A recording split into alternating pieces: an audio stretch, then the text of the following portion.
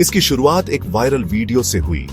रात के आसमान में रोशनी की एक लकीर जो एक ड्रैगन की तरह मुड़ रही थी। सोशल मीडिया ने इसे ईरान का ड्रैगन कहा। फत्ताह-1 हाइपरसोनिक मिसाइल फुटेज, चाहे असली हो या नहीं, ने लोगों के लिए हाइपरसोनिक युद्ध को डरावना बना दिया। ट्रेडिशनल मिसाइलों के उलट यह अप्रत्याशित रूप से मैन्यूवर करती हुई दिख रही थी, जिससे डर और चिंता दोनों पैदा हो रहे थे। अचानक अनस्टॉपेबल हथियारों का विचार अब एब्स्ट्रैक्ट नहीं रहा, यह एक घर घर का डर बन गया। मैसेज साफ था। ईरान ने दावा किया कि वह अब सबसे एडवांस डिफेंसेस को भी पार कर सकता है। दुनिया पूछने लगी, क्या फत्ताह-1 सचमुच गेम चेंजर है या सिर्फ एक अफवाह? हाइपरसोनिक का मतलब मैच 5 से ऊपर की स्पीड है, 6000 किलोमीटर प्रति घंटे से ज्यादा। ईरान का दावा है कि फत्ताह-1 मैक 15 तक पहुंच सकता है, जिससे इसे रोकना लगभग नामुमकिन हो जाता है। बैलिस्टिक मिसाइलों के उलट हाइपरसोनिक हथियार उड़ान के बीच में मैन्यूवर कर सकते हैं, जिससे वे डिफेंसेस को चकमा दे सकते हैं। इसके दो मेन टाइप हैं, ग्लाइड व्हीकल्स और क्रूज मिसाइल्स। फत्ताह-1 एक मैन्यूवरिंग बैलिस्टिक मिसाइल है। इसका वॉरहेड हाइपरसोनिक स्पीड पर रास्ता बदल सकता है, जिसे इजराइल के आयरन डोम जैसे सिस्टम्स को मात देने के लिए डिजाइन किया गया है। हाइपरसोनिक्स प्रतिक्रिया के समय को मिनटों से सेकंड तक कम कर देते हैं, जिससे डिफेंडर्स कमजोर हो जाते हैं। ये हथियार मौजूदा मिसाइल शील्ड्स को ऑब्सोलीट बनाने की धमकी देते हैं। यही फत्ताह-1 द्वारा पैदा किए गए डर का मेन कारण है। ईरान ने जून 2023 में फैटा-1 कॉन्करर का अनावरण किया। इसे एक ब्रेक थ्रू बताया। यह एक 2 स्टेज सॉलिड फ्यूल मिसाइल है, जिसमें एक मूवेबल नोजल है जो हाई स्पीड पर नाटकीय कोर्स बदलने की परमिशन देता है। दावा की गई रेंज 1400 किलोमीटर, जो इजराइल और इस क्षेत्र में अमेरिकी ठिकानों तक आसानी से पहुंच सकती है। टॉप स्पीड मैच 13 से 15।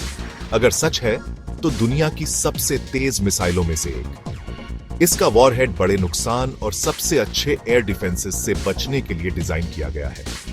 फत्ताह-1 एक फिजिकल हथियार के साथ साथ एक साइकोलॉजिकल हथियार भी है, जो शक्ति और अनिश्चितता को दिखाता है। ईरान के लिए यह एक स्टेटमेंट है, हम हमला कर सकते हैं और आप हमें रोक नहीं सकते।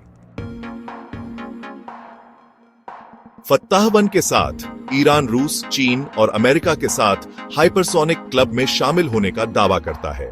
कई सालों के प्रतिबंधों के बावजूद ईरान इसे अपनी तकनीकी रेजिलियंस के सबूत के रूप में प्रस्तुत करता है। मिसाइल का अस्तित्व क्षेत्रीय संतुलन को चुनौती देता है, खासकर इजराइल की सुरक्षा धारणाओं को। कुछ एक्सपर्ट्स ईरान के दावों पर संदेह करते हैं। उनका सुझाव है कि फत्ताह-1 एक एडवांस्ड मैन्यूवरेबल री-एंट्री व्हीकल हो सकता है, न कि एक असली हाइपरसोनिक ग्लाइड हथियार। फिर भी एक मारवी भी एक सीरियस खतरा है, चाहे क्रांतिकारी हो या बढ़ा चढ़ाकर बताया गया हो। फत्ताह-1 विरोधियों को अपनी डिफेंसेस पर फिर से सोचने पर मजबूर करता है। बहस जारी है, ब्रेक थ्रू या ब्लफ। अप्रैल 2024 में ईरान ने इजराइल पर सैकड़ों प्रोजेक्टाइल लॉन्च किए, जिसमें पहली बार हाइपरसोनिक मिसाइलों का उपयोग करने का दावा किया गया। इजराइल और उसके सहयोगियों ने अधिकांश खतरों को इंटरसेप्ट कर लिया, लेकिन कुछ मिसाइलों ने नेवातिम एयरबेस पर हमला किया।